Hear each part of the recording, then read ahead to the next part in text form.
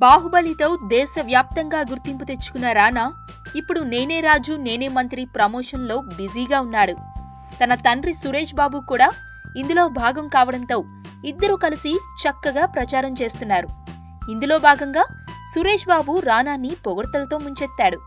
ఆయన మాట్లాడుతూ, నేను కొత్తగా సినీ పరిశ్రమలోకి అడుగుపెట్టినప్పుడు మీ నాన్నగారిని మించి దూసుకెళ్తున్నావ్ అనేవారు. ఇప్పుడు అలా రానా నన్ను అధిగమిస్తున్నాడు. చకచకా నిర్ణయాలు తీసుకుంటున్నాడు.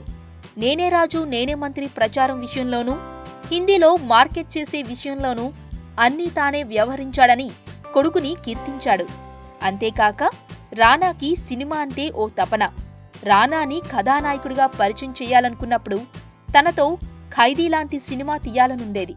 కానీ నటనలో శిక్షణ పూర్తి చేసుకొని వచ్చేలోపే శేఖర్ కమ్ముల లీడర్ కథ చెప్పాడు. దానితో దానికే కమిట్ అయ్యాను. తరువాతైనా ఖైదీ లాంటి సినిమా రానాతో చేస్తానని చెప్పుకొచ్చాడు.